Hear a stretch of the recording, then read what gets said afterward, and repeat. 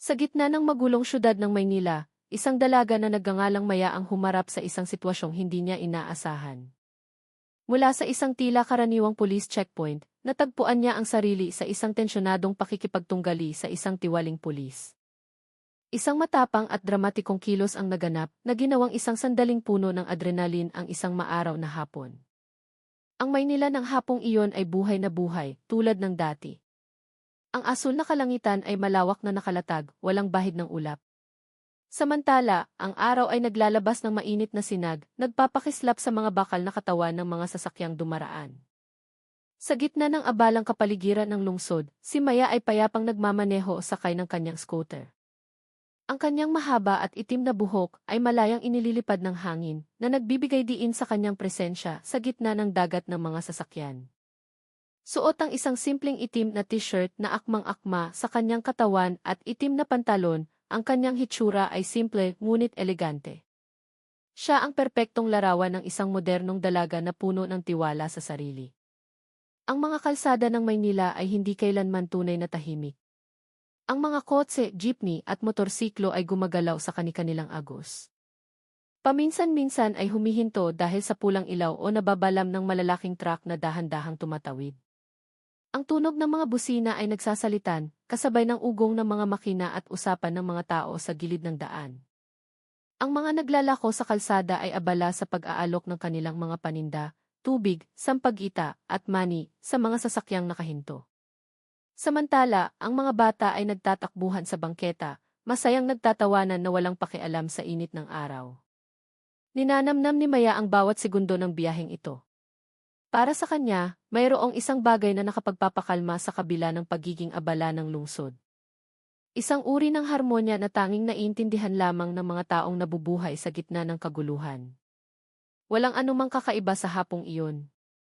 Kalmado niyang minamanyobra ang kanyang motor, ninanamnam ang hangin na humahaplos sa kanyang mukha. Paminsan-minsan ay tinitingnan niya ang mga nagtataasang gusali sa kaliwat kanan ng kalsada. Kahit na magulo, ang pakiramdam ay pamilyar, tulad ng isang tahanan na palagi niyang kilala.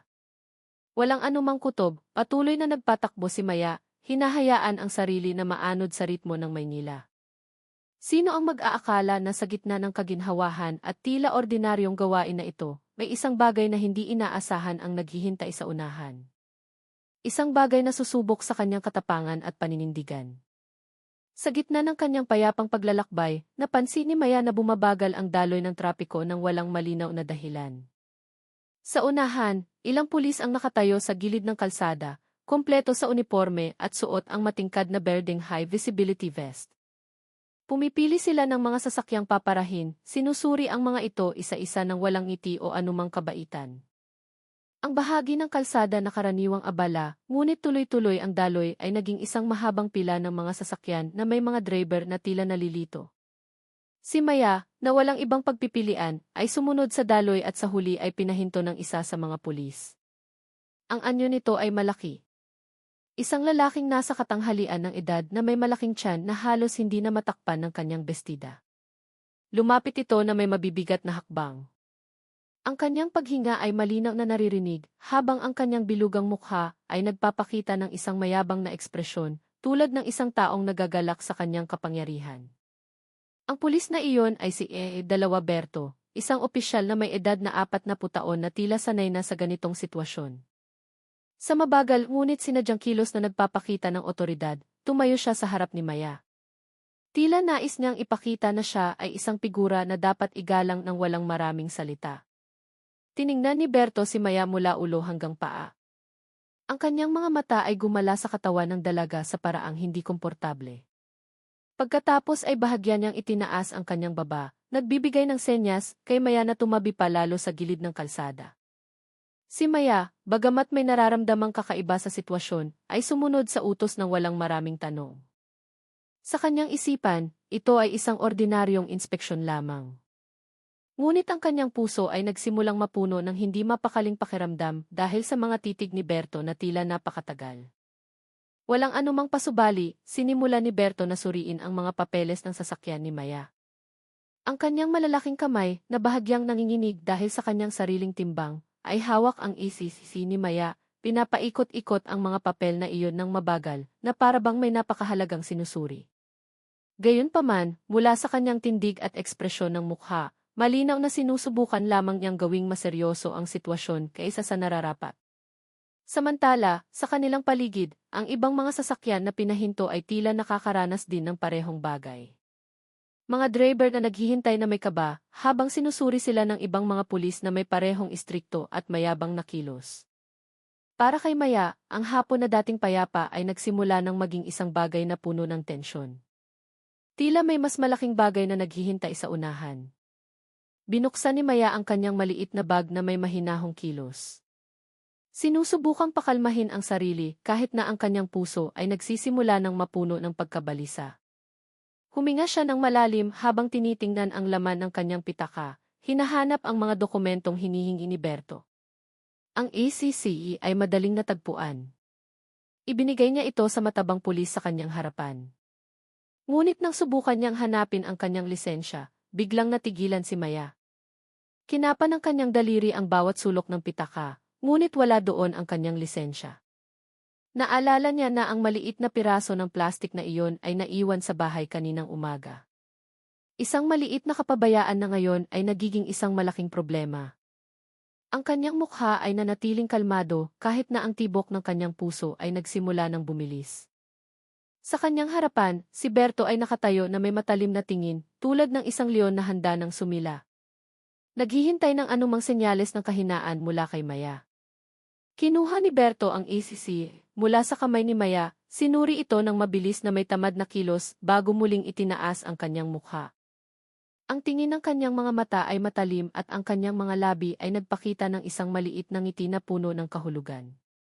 Kompleto ba ang papeles? Tanong niya, kahit na alam niya kung ano ang nangyayari.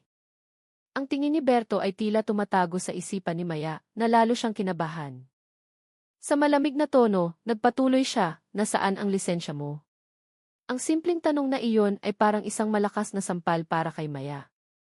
Sinubukan niyang maghanap ng mga salita upang ipaliwanag ang kanyang sitwasyon, ngunit tila ang lahat ng salita ay huminto sa kanyang lalamunan. Si Berto, na tila sanay na sa ganitong mga sitwasyon, ay itinaas ang kanyang kilay, naghihintay sa sagot na hindi dumating. Ang pananahimik ni Maya ay sapat na kasagutan para kay Berto. Dahan-dahan niyang iniling ang kanyang ulo, na para bang nagpapakita ng peking pagkadismaya, bago sa wakas ay nagsalita, kung walang lisensya, alam mo naman ang patakaran, di ba? Itong motor, kailangan naming i-impound. Ang tono ng kanyang boses ay matigas, ngunit mayroong isang malamig at walang pakialam na impresyon na nagpapabigat sa sitwasyon para kay Maya. Ang tingin ni Berto ngayon ay naging puno ng otoridad, at humakbang siya papalapit upang tiyakin na walang puwang si Maya para umiwas. Para kay Berto, ito ang sandali kung saan ang mga patakaran ay dapat ipatupad ng walang kompromiso. Samantala, para kay Maya, ang maliwanag na hapon na iyon ay naging isang sitwasyong puno ng matinding pressure. Nakatayo siya doon, litong sinusubukang isipin kung ano ang dapat niyang gawin upang makalabas sa sitwasyong ito nang hindi nawawalan ng kontrol o ng kanyang karapatan sa sariling motor. Umatras si Berto ng isang hakbang, tinititigan si Maya na may kalkuladong tingin. Napagtanto niya na ito ay isang sitwasyon na maaari niyang samantalahin. Bilang isang pulis na sanay na sa mga checkpoint sa kalsada, hindi ito ang unang beses na nakatagpo siya ng mga taong tulad ni Maya, mga lumalabag sa batas na natataranta at nalilito, madaling pilitin para sa isang piareglo. Mumisi siya ng bahagya, ipinapakita ang kanyang hindi gaanong maayos na ngipin. Ipinasok niya ang kanyang mga kamay sa baywang habang huminga ng malalim, na para bang may tinitimbang na isang mabigat na bagay. Ganito kasi iyan, miss, sabi niya sa isang tonong sadyang ginawang palakaibigan, ngunit nananatiling maihalong panunuya. Kung hindi ka nagdala ng lisensya, mahaba ang proseso niyan. Una, i-impound ang motor mo, tapos mag-aabala ka pa sa pag-aasikaso sa presinto. Huminto siya sandali, pinagmamasdan ang mukha ni Maya na nagsisimula ng malito bago magpatuloy. Pero kung gusto mo ng simple, bigyan mo na lang ako ng pera para matulungan kita. Tapos na agad dito. Naramdaman ni Maya na sumikip ang kanyang dibdib nang marinig ang mga salitang iyon. Alam niya na hindi na ito tungkol sa batas o regulasyon, kundi tungkol sa kapangyarihang inaabuso. Hindi man lang sinubukan ni Berto na itago ang kanyang intensyon. Ang alok ay isang malinaw na paghingi ng pera. Ang titig ni Berto ay lalong nagpadama kay Maya ng pagkailang, tulad ng isang mga ngaso na naghihintay sa kanyang biktima na sumuko. Ngunit sa kabila ng matinding pressure, hindi basta-basta sumuko si Maya. Sa isang matatag na tono, kahit na bahagyang nanginginig, sinabi niya, "Hindi, sir. Hindi ako magbabayad. Kung kailangang i-impound, sige. Aasikasuhin ko na lang ayon sa tamang proseso." Lumabas ang mga salitang iyon mula sa kanyang bibig, dala ng tapang na kanyang inipon mula sa natitirang kahinahunan. Alam niyang hindi madaling desisyon ang pagtanggi, ngunit ayaw din niyang yumuko sa kawalang katarungan. Nanliit ang mga mata ni Berto.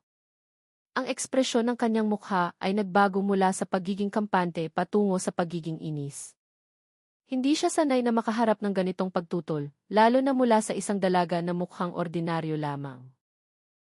Gusto mo palang maging komplikado, ha?" sabi niya sa matalas na tono. Ang kanyang boses ay mas malakas kaysa kanina. Lumapit pa siya. Ang kanyang malaking katawan ay halos natatakpan na si Maya na nakatayo pa rin sa tabi ng kanyang motor.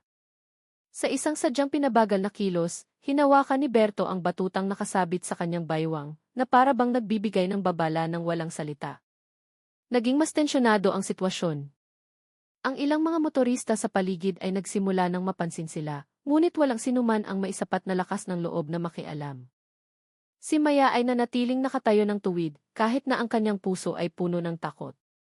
Alam niyang maaaring maging masama ang kahihinatnan nito, ngunit ayaw din niyang sumuko sa hindi nararapat na panggigipit. Para kay Berto, ito ay isang laro ng kapangyarihan. Para kay Maya, ito ay isang pagsubok sa katapangan at prinsipyo. Si Berto ay nakatayo sa harap ni Maya, tinititigan siya na may isang tusong ngiti na mahirap ipaliwanag. Matapos tanggihan ng mariin ang kanyang hiling na pera, hindi siya nagpakita ng anumang senyales ng pagsuko. Sa halip, lalo pa niyang ninamnam ang sitwasyong ito. Pakiramdam niya ay mayroon siyang ganap na kontrol sa lahat.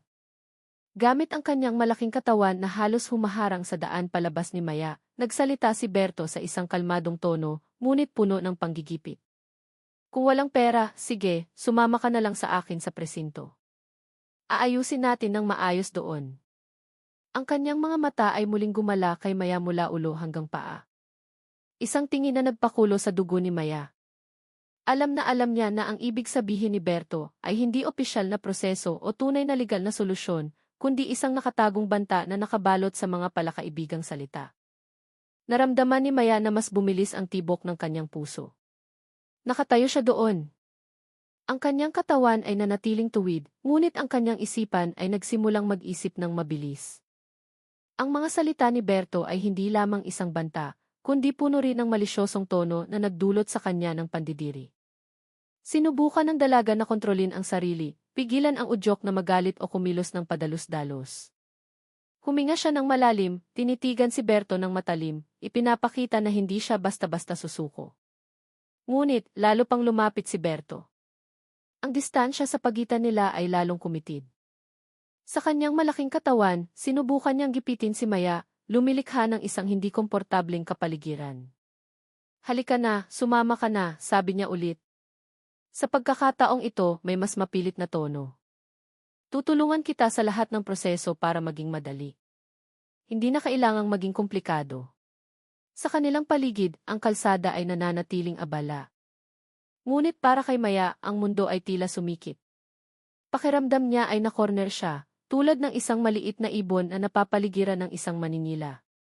Si Berto, sa kanyang malaking katawan at mapanintimidang kilos, ay tila isang pader na mahirap lampasan.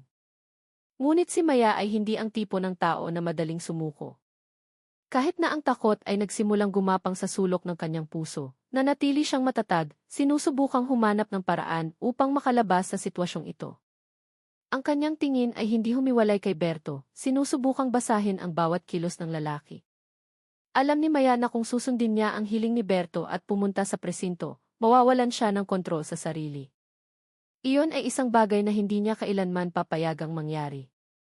Lalo pang nakaramdam si Maya ng pagkagipit dahil sa kilos ni Berto na lalong nagiging bastos at mapan-intimidate.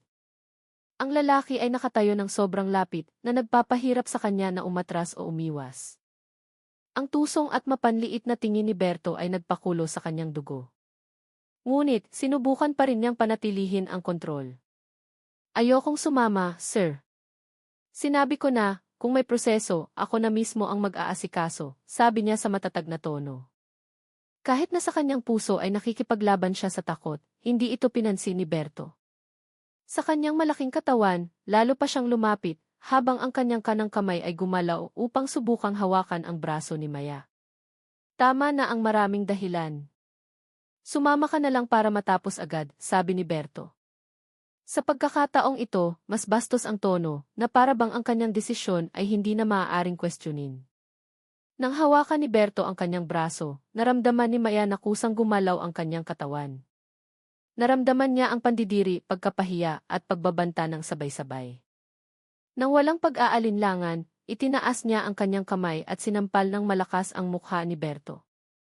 Ang tunog ng sampal ay malinaw na narinig kahit sa gitna ng ingay ng kalsada. Si Berto, na hindi inaasahan ang ganitong paglaban, ay bahagyang napaatras.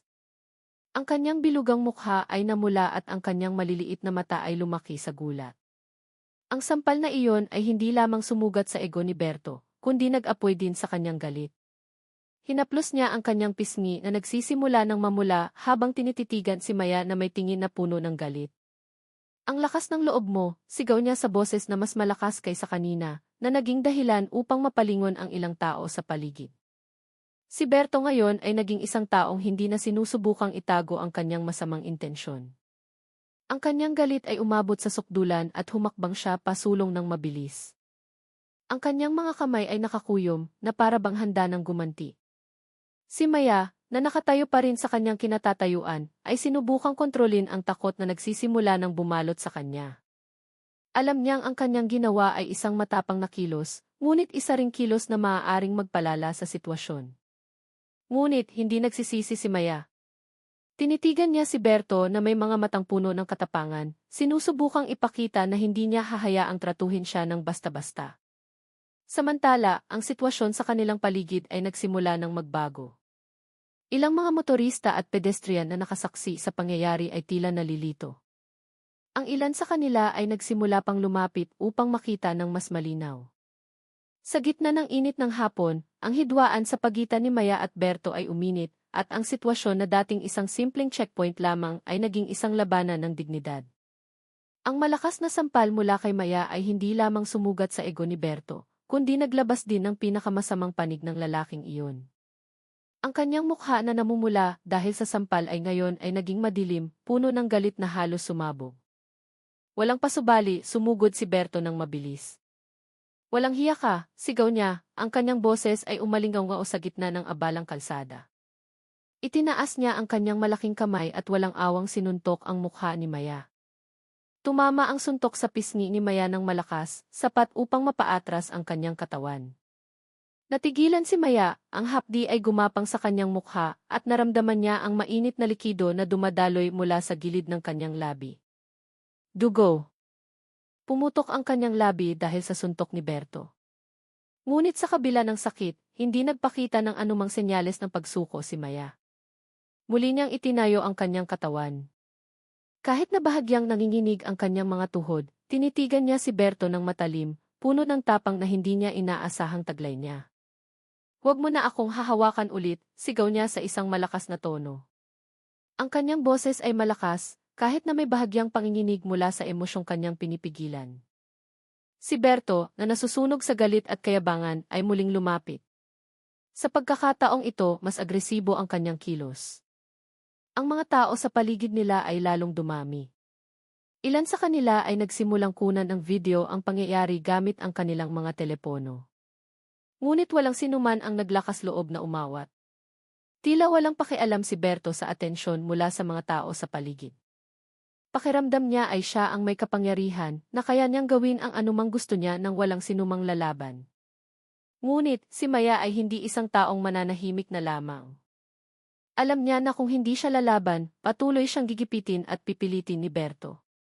Sa pambihirang katapangan, humakbang siya pasulong, tinitigan ng direkta ang mga mata ni Berto. Kahit na mas maliit ang kanyang katawan, ang tapang ni Maya ay nagpamukha sa kanya na mas malaki kaysa sa lalaking may malaking katawan. Nagkakamali ka ng taong kinalaban kung inaakala mong mananahimik lang ako, sigaw niya ng malakas. Tila nagulat sandali si Berto sa mga salitang iyon, ngunit ang kanyang galit ay nag-aalab pa rin. Sa gitna ng lalong umiinit na sitwasyon, inihanda ni Maya ang kanyang sarili upang labanan ang anumang darating. Para kay Maya, hindi na ito tungkol sa isang checkpoint o paglabag, kundi tungkol sa pagtatanggol sa dignidad at paglaban sa kawalang katarungan na nasa kanyang harapan.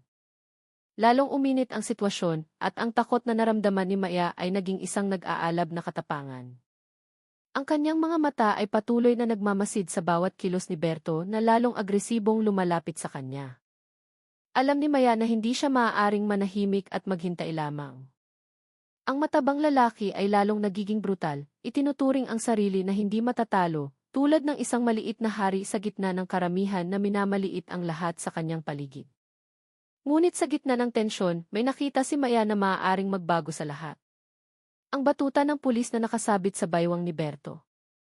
Sa isang iglap, mabilis na nag-isip ang kanyang utak, naghahanap ng paraan upang samantalahin ang sitwasyon. Nang muling subukang lumapit ni Berto, sa isang mabilis na kilos, nagawang agawin ni Maya ang batuta. Si Berto, na hindi inaasahan ang ganitong paglaban, ay nagulat sandali. Ngunit bago pa man siya makakilos, hinila na ni Maya ng malakas ang batuta mula sa kanyang baywang. Hawak ang batuta, hindi na si Maya ang biktima na na-corner. Tumayo siya ng tuwid, hawak ng mahigpit ang batuta. Ang kanyang mga mata ay nag-aalab sa hindi matitinag na katapangan. Tama na, sigaw niya. Ang kanyang boses ay umalinggaw sa gitna ng mga taong nagsisimula ng magkumpol. Natigilan sandali si Berto, ngunit ang kahihiyan at galit ay nagtulak sa kanya na sumugod muli upang bawiin ang batuta. Ngunit, nawalan na ng pasensya si Maya. Gamit ang lahat ng kanyang lakas, iwinasiwas niya ang batuta patungo sa ulo ni Berto. Ang tunog ng palo ay malakas na narinig. Yumanig ito sa hangin at ang malaking katawan ni Berto ay agad na bumagsak sa lupa. Malubhang nasugatan ang kanyang ulo at nagsimulang dumaloy ang dugo mula sa kanyang sentido, binabasa ang kanyang uniforme at ang gusot na berdeng bestida. Hindi na gumalaw si Berto. Ang kanyang katawan ay nakahandusay at walang malay sa mainit na aspalto. Ang mga taong nakasaksi sa pangyayari ay biglang natahimik. Ilan sa kanila ay tinakpan ang kanilang bibig, nagulat sa kung ano ang kanilang nasaksihan. Ang ilan ay nagsimulang tumakbo papalapit, habang ang iba ay nanatili sa kanilang kinatatayuan na may mga teleponong nagre-record pa rin. Si Maya ay nakatayo roon, hingal na hingal. Ang kanyang mga kamay ay mahigpit pa ring nakahawak sa batuta. Bahagyang nanginginig ang kanyang katawan. Hindi dahil sa takot, kundi dahil sa adrenaline na patuloy na dumadaloy sa kanyang katawan. Hindi niya kailanman inakala na gagawin niya ang isang bagay na tulad nito, ngunit alam din niya na wala siyang pagpipilian. Sa matalim na tingin, tiningnan niya ang katawan ni Berto na nakahandusay, at pagkatapos ay lumingon, napagtanto na ang mga tao at ibang pulis sa paligid ay nagsimulang tumingin sa kanya na may buong pagkabigla. Ngunit para kay Maya, ito ang paglaban na dapat niyang gawin, hindi lamang para sa kanyang sarili, kundi para labanan ang kawalang katarungan na matagal na niyang nararamdaman. Ang pangyayari ay napakabilis, ngunit ang epekto nito ay parang isang pagsabog na yumanig sa kapaligiran sa lugar ng checkpoint. Ang tunog ng batuta na tumama sa ulo ni Berto ay naging sentro ng atensyon ng lahat sa kalsada. Ang mga motorista na dati ay nagmamasid lamang mula sa malayo ay ngayon ay huminto, tinititigan ang pangyayari na may nanlalaking mga mata. Ang ilang mga taong dati ay naglalakad sa bangketa ay ngayon ay nakatayo na parang mga estatwa, habang ang iba ay itinaas ang kanilang mga telepono, kinukunan ang bawat segundo ng eksena na kanilang nasaksihan. Si Berto, sa kanyang malaking katawan na ngayon ay nakahandusay at walang malay sa aspalto, ay naging simbolo ng pagbagsak ng otoridad na hindi nila kailanman inakala na maaaring labanan. Sa maikling panahon, si Maya ay naging sentro ng atensyon, isang maliit na figura na lumaban sa isang malaking kapangyarihan sa gitna ng abalang hapon ng Maynila. Sa gitna ng karamihan, may mga mahinang bulungan na nagsimulang marinig. Mga boses ng mga taong namamangha at nalilito sa kanilang nasaksihan. Talagang pinukpok niya yung pulis, bulong ng isang motorista na hindi makapaniwala. Tingnan mo yung dugo, bagsak yung pulis, sabi naman ng isa pa, na may mas malakas na boses. Ngunit lahat sila ay nanatiling manonood lamang. Ang ilang mas matatapang na motorista ay nagsimulang lumapit, sinusubukang makita ng mas malinaw kung ano ang nangyari. Si Maya, na nakatayo pa rin na maihawak na batuta, ay nakuha ang kanilang atensyon. Ang kanyang mukha ay puno ng isang matatag na ekspresyon at katapangan. Kahit na may bahagyang panginginig sa kanyang katawan dahil sa adrenaline na dumadaloy pa rin, nanatili siyang nakatayo ng tuwid na para bang sinasabi na hindi niya pagsisisihan ang kanyang ginawa. Samantala, lalong naging seryoso ang sitwasyon nang ang ibang mga pulis sa lugar ay nagsimulang kumilos patungo kay Maya. Sila ay tila nalilito, kahit na may kaunting pag-aalinlangan kung dapat ba nilang gawin ang kanilang tungkulin o suriin muna kung ano talaga ang nangyari. Ang kanilang mga mukha ay nagpapakita ng pagkabigla. Hindi lamang dahil kay Berto na walang malay, kundi dahil din sa tapang ni Maya na malinaw na lumaban sa otoridad sa harap mismo ng kanilang mga mata. Isang mas batang pulis ang nakitang bumubulong sa kanyang kasama, marahil ay sinusubukang unawain ang sitwasyon bago kumilos. Ngunit, ang iba ay nagsimulang maglakad ng mabilis papalapit kay Maya na may seryosong mukha, na para bang handa na siyang arestuhin. Alam ni Maya na hindi pa tapos ang panganib, ngunit nanatili siya sa kanyang kinatatayuan, hawak ng mahigpit ang batuta. Ang kanyang mga mata ay hindi nagpapakita ng anumang takot. Sa kanilang paligid, ang dating maingay na kalsada ay naging isang pulutong ng mga taong puno ng kuryosidad at tensyon. Si Maya ay nakatayo roon. Ang kanyang paghinga ay humahabol pa rin.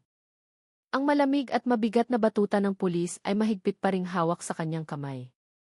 Alam niya na ang nangyari ay nagbago na sa lahat. Ang tingin ng mga tao sa paligid niya, na noong una ay puno ng pagkabigla at kuryosidad, ay ngayon ay nagiging isang tunay na tensyon. Ang ibang mga pulis sa lugar ay papalapit na sa kanya ng mabilis. Ang kanilang mga mukha ay nagpapakita ng halo-halong pagkabigla at katatagan. Natanto ni Maya na ang kanyang posisyon ay lalong nagiging delikado. Kahit na nararamdaman niyang tama ang kanyang ginawa, alam niyang madalas ay hindi pumanig ang batas sa mga mahihina. Lalo na kung lumaban siya sa isang tulad ni Berto. Ang mga segundo ay tila bumagal, at ang kanyang isipan ay mabilis na naghahanap ng paraan upang makatakas. Sa isang iglap, gumawa ng desisyon si Maya. Hindi siya maaaring manatili pa roon. Kung mananatili siya, aarestuhin siya, at ang tunay na nangyari ay maaaring hindi na marinig ng sinuman. Sa isang mabilis na kilos, binitiwan niya ang batuta, hinayaan itong bumagsak sa lupa na may tunog na umalingaw sa gitna ng katahimikan ng mga tao. Nang walang pag-aaksaya ng oras, tumakbo siya patungo sa kanyang motor na nakaparada pa rin sa gilid ng kalsada.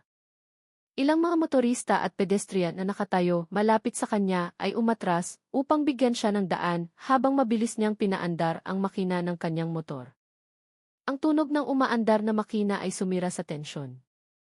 At bago pa man makalapit ang mga pulis, pinatakbo na niya ng mabilis ang kanyang motor, iniwan ang lugar na iyon sa buong bilis.